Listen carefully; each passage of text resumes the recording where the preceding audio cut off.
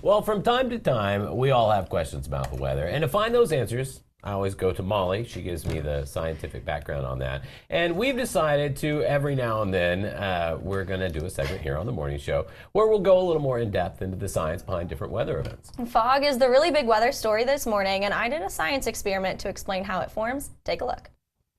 Fall. It's filled with warm afternoons, cool nights, and oftentimes pretty foggy mornings. But how does that fog form? And the easiest way to explain how fog forms is actually with a science experiment. And it's pretty easy. All you need is a jar filled with pretty hot water, a strainer, and some ice. The first trick is to dump out some of the water that's in the jar, but leave about half or a third of the water just so you have it left at the bottom, so it's still creating just a little bit of steam in the middle of the jar. Then take the strainer, put it on top, and finally, put a couple ice cubes in the strainer. And then watch what happens. It may be a little tough to see here, but the jar fills with fog, exactly like the air does on a brisk fall morning.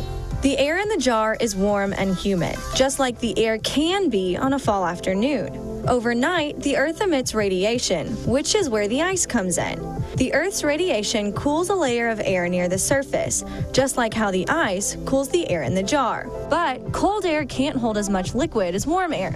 At some point, the temperature falls to the same value as the dew point, which means it's completely saturated.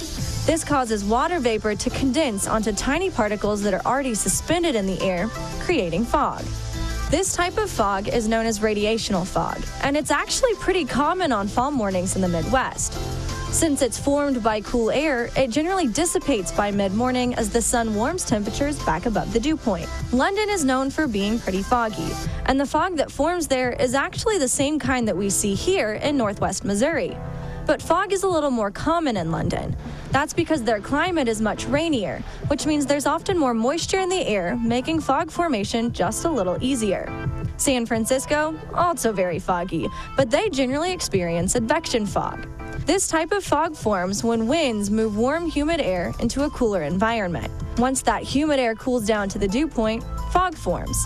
Since this type of fog isn't dependent upon nighttime cooling, it can actually form at any time during the day. Now, the next time you're headed out on a foggy fall morning, you'll know exactly how that fog formed and why it should all dissipate by the time you're headed back out for lunch.